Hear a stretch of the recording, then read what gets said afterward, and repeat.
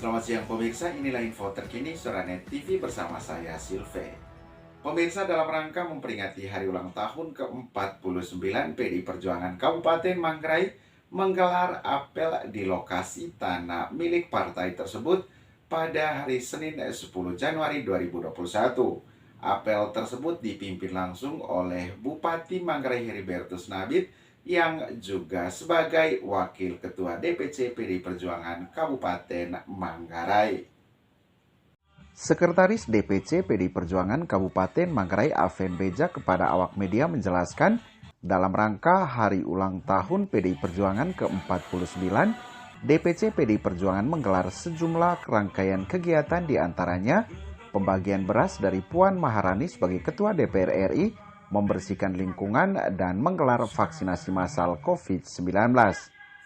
Terkait dengan pelaksanaan upacara bendera, Sekretaris DPC PDI Perjuangan ini menjelaskan pelaksanaan upacara bendera ini mungkin berbeda dengan upacara bendera HUT PDI Perjuangan Kabupaten lainnya yang dilaksanakan di kantor sekretariat partai.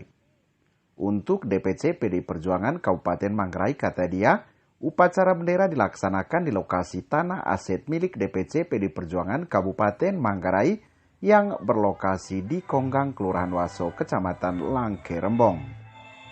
Sementara itu, Wakil Ketua DPC PDI Perjuangan Heri Nabit saat memberikan sambutan mengatakan PDI Perjuangan merupakan salah satu partai yang berkembang sangat baik di Indonesia.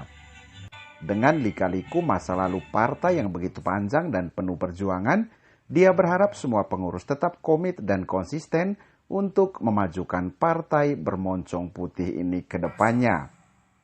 PDI Perjuangan, kata dia, saat ini sudah menjadi partai yang besar, tetapi bukan berarti kerja para pengurus sudah ringan.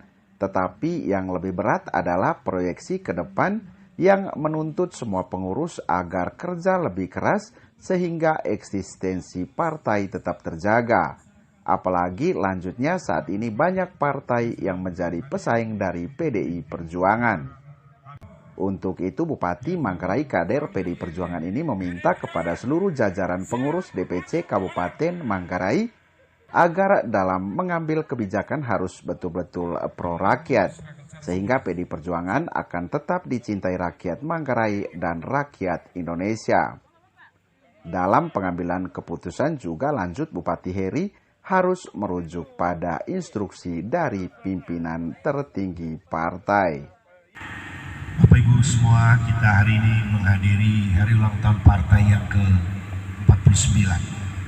Kalau dihitung, ditarik mundur lebih jauh sejak berdirinya Partai Nasional Indonesia 4 Juli 1927 oleh Insinyur Soekarno, itu berarti partai ini sebenarnya sudah berusia 95 tahun. Itu berarti bahwa kita menjadi bagian dari sebuah partai yang sudah matang. Sebagian besar atau sebagian yang ada pada hari ini adalah generasi baru dari partai ini. Sebagian lagi menjalani pahit getirnya partai ini pada waktu-waktu yang lampau. Partai ini, kalau kita mau introspeksi, melewati pahit getirnya. Tadi saya katakan ada sebagian dari kita yang mengalami itu. Tapi sebagian terbesar dari kita yang hadir hari ini, termasuk saya, adalah bagian dari generasi baru dalam partai ini yang setidaknya tidak mengalami terlalu sulitnya berpartai. Tidak mengalami bagaimana dikejar-kejar oleh penguasa. Tetapi tentu saja tidak berarti bahwa tugas kita menjadi lebih ringan. Tidak. Kalau kita bicara proyeksi ke depan, maka tugas kita yang ada dalam partai hari ini sebenarnya menjadi jauh lebih sulit. Kenapa jauh lebih sulit? Ya, karena persaingan dalam partai-partai politik hari-hari ini juga sangat ketat. Karena itu, supaya PDI Perjuangan tetap ada di hati rakyat Manggarai, rakyat Indonesia, maka keputusan-keputusan partai harus mengakomodir atau menyesuaikan dengan suara hati masyarakat banyak. Apalagi pada tahun-tahun ini dan beberapa tahun ke depan. Karena sebagai kader PDI Perjuangan, saya juga menjabat Bupati Manggarai. Itu artinya keburukan yang saya buat, keputusan-keputusan yang salah yang mungkin saya buat akan berdampak langsung kepada partai. Oleh karena itu, maka dengan rendah hati saya mohon kepada kita semua untuk tetap menjaga kami dengan memberikan masukan-masukan yang baik, memberikan koreksi-koreksi yang perlu, kritik-kritik yang bermanfaat. Saya kira tradisi di dalam partai kita sudah terbangun sejak lama bahwa kritik-kritik dalam rapat-rapat internal partai adalah sesuatu yang baik. Bukan kritik-kritik yang dibangun di luar, apalagi di pinggir jalan. Karena kita berada dalam sebuah keluarga besar dan bernaung di bawah sebuah rumah besar yang namanya PDI Perjuangan. Dalam setahun perjalanan kami, karena itu kiranya pada tempatnya kalau saya harus memohon maaf kepada segenap unsur partai, anggota, simpatisan, pengurus partai di tingkat kabupaten sampai dengan tingkat ranting. Sekiranya dalam perjalanan setahun ini kepemimpinan kami mungkin kurang menunjukkan ciri nasionalisme dan kerakyatan, mungkin kurang memberi manfaat bagi perkembangan partai.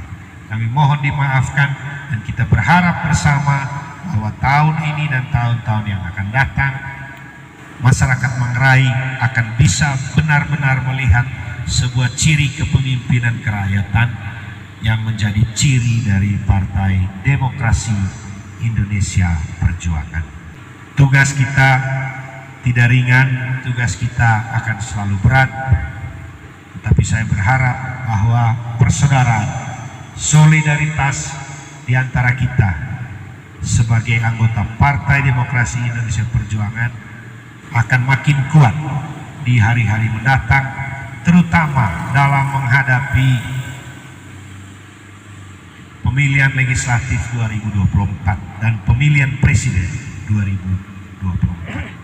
Berkaitan dengan pemilihan presiden 2024, kita membaca, kita mendengar adanya berbagai nama, berbagai figur yang berseliweran.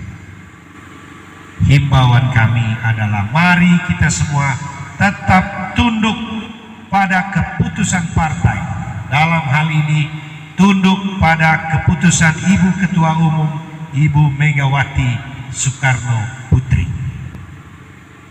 Jadi daripada menghabiskan waktu untuk mendiskusikan berbagai hal tentang Pilpres, tentang figur, mari kita menunggu figur yang akan diputuskan oleh Ibu Ketua Umum, sembari kita melakukan kerja-kerja politik kita yang kiranya akan lebih bermanfaat bagi perkembangan partai di tingkat Kabupaten Manggarai.